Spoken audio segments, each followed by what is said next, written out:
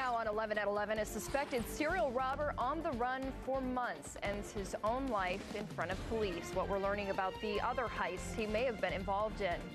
Plus, a blast at the bar, but not the good kind. Tonight, a restaurant is closed and 2 staffers are hurt. We're sorting out what happened at Famous Dave's. Me and my kids was in a no-win situation. My kids, so it ain't right.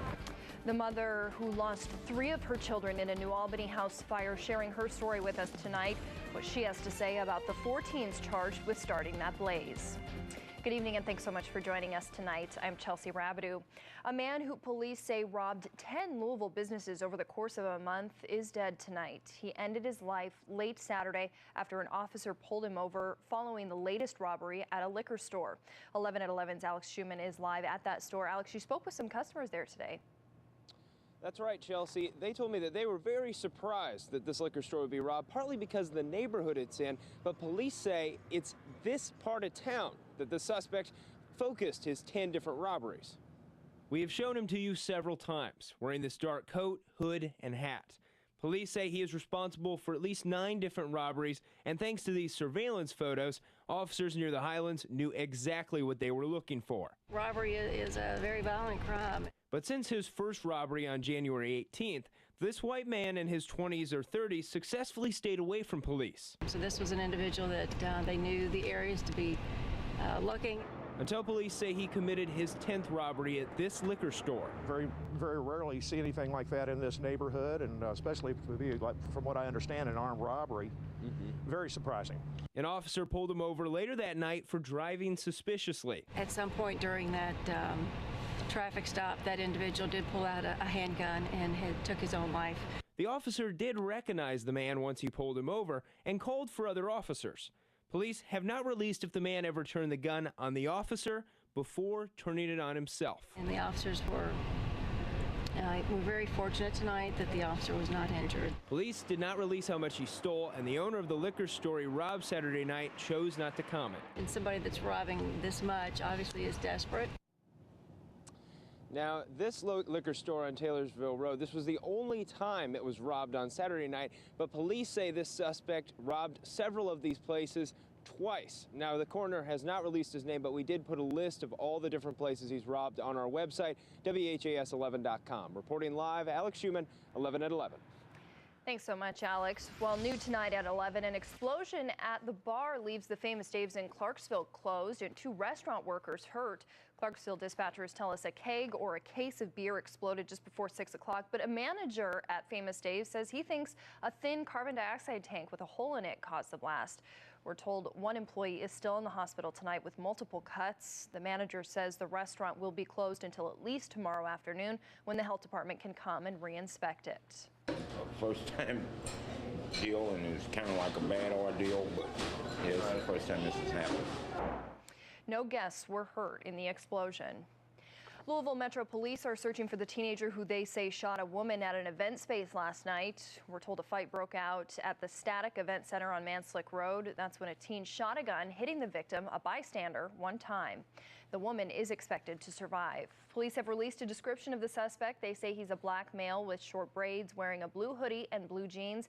Police believe he was 16 or 17 years old. If you have any information, you're asked to call 574-LMPD. The mother who lost 3 of her 4 children in a New Albany house fire last month says the child who did survive is getting better every day. It makes me happy. It makes me excited. Makes me want to push him more. Like, come on, so we could do this. You could do this. Teresa Hughes tells us her 5-year-old daughter Tatiana recently walked for the very first time without help since the fire. Her family was visiting a home on Ely Street in early January when officials believe 18-year-old Cody Cashian fired a flare gun into the home while the children were sleeping. He's facing felony murder charges, and 3 other teens who were in the car with him at the time are charged with conspiracy to commit arson. Teresa Hughes says she wants all 4 to pay for what she believes they've done to her family.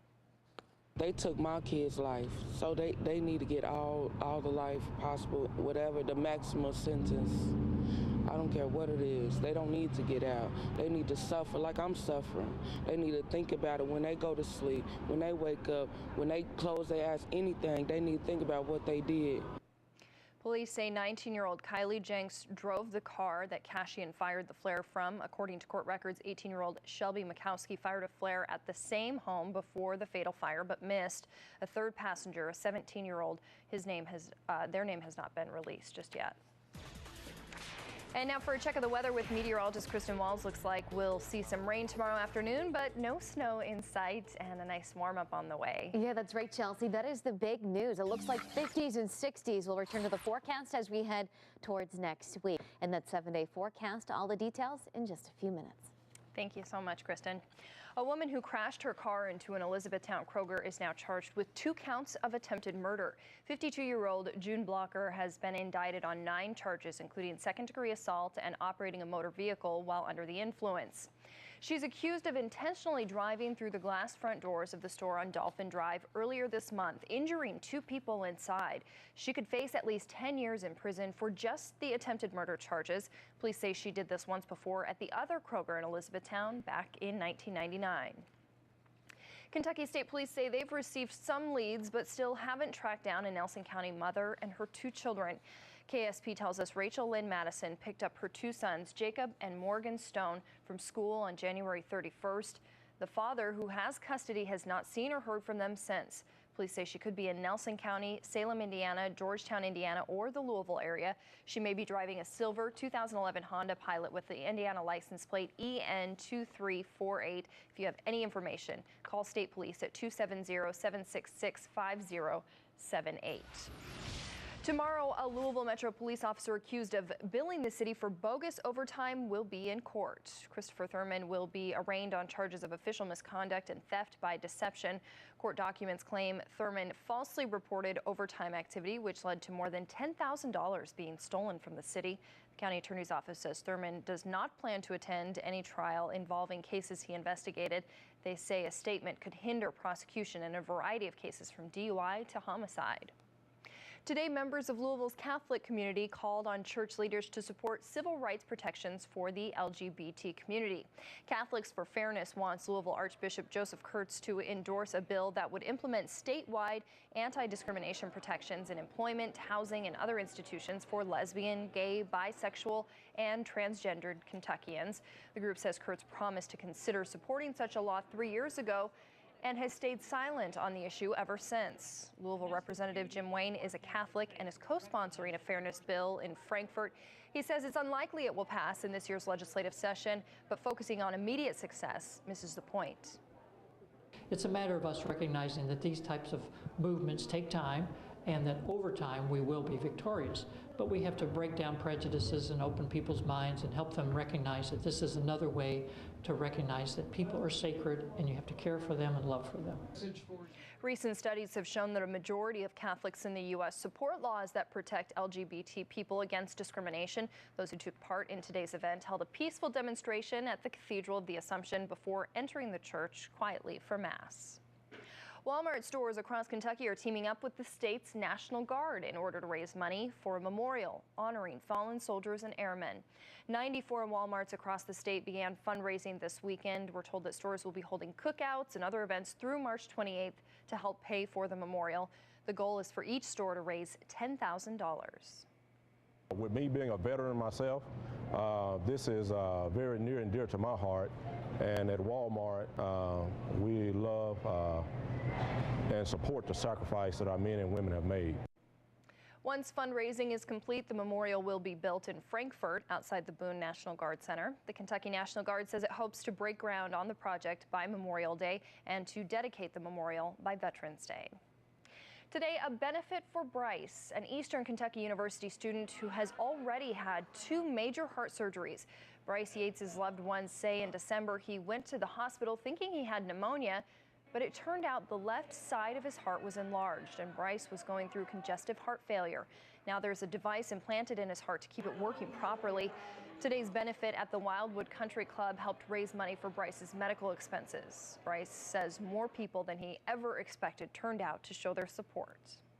And it makes me feel a lot more cared than I actually thought, because I didn't really think that many people were going to actually know of what happened to me, because I couldn't really tell anybody and I didn't really know my family would be able to, but sure enough, they sure have. I just want to thank everybody personally and on behalf of our entire family for all the support that we've been given through Facebook and prayers being offered and people walking up to us saying that they've heard our story and are thinking of us, and we just appreciate it so much.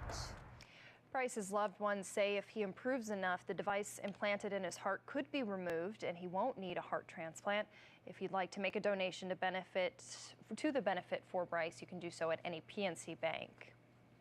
Heaven for gravy lovers at the Vernon Club today for the second annual Gravy Cup. Dozens of people showcased their recipes, some traditional, some a little more creative, and hungry visitors had the chance to vote on their favorites. It was all to benefit the Boys and Girls Haven, which helps thousands of abandoned, abused, and neglected children. I noticed a real need. I wanted to put the funds where there would really be an impact, and Boys and Girls Haven has lost some of their funding, and we really wanted to give it where it would be really seen. In addition to a People's Choice Award, judges handed out honors for the best traditional and non-traditional gravies on display. Non-traditional gravy sounds interesting. The Louisville Cardinals roll to an easy win over Rutgers, scoring almost twice as many points as the Scarlet Knights. A report from the Yum Center a little later in sports. But first, a shocking admission from a teenager charged with murdering a man she met on Craigslist. The other crimes she's claiming responsibility for. And we're talking about a big warm-up as we head towards next week. I'll take a look at that 7-day forecast. Also timing out some rain chances as you head back to work for tomorrow. Let you know when to expect that wet weather coming up after the break. New tonight, the FBI says it's in contact with local police in the case of a woman who admitted to killing a Pennsylvania man she lured over the website Craigslist. 19-year-old Miranda Barber could face the death penalty for killing the 42-year-old who answered her online ad. In a jailhouse interview, Barber said she and her husband stabbed and strangled their victim because he, quote, said the wrong things. She also said she's a member of a satanic cult and claimed to have killed at least 22 other people across the U.S. A snake-handling Eastern Kentucky pastor and reality TV star has died of a snake bite. Pastor Jamie Coots was a star of National Geographic's Snake Salvation show, which profiled Pentecostal pastors who handled snakes. The Middlesboro Police Department says last night Coots was bitten while handling the animal in his church and then refused treatment. He succumbed to his injuries an hour later. National Geographic released a statement saying they were struck by Coots' devout religious convictions in the face of adversity and that their thoughts are with his family. Rescue crews spent today bringing down the bodies of 2 skiers who were killed in a Colorado avalanche Saturday. The powerful avalanche trapped 7 people. Some of the survivors are badly hurt, suffering from broken bones and even a collapsed lung. So far this year, 8 people have died from avalanches in the western U.S.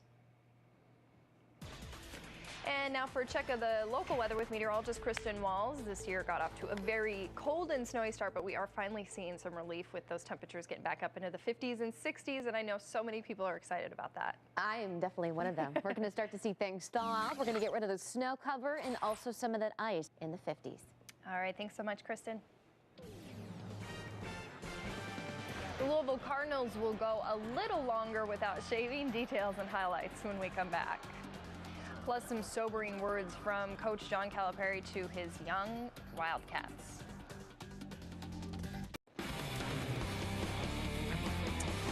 Well, the Louisville Cardinals defeated Rutgers this evening as soundly as they've beaten any team in a long time.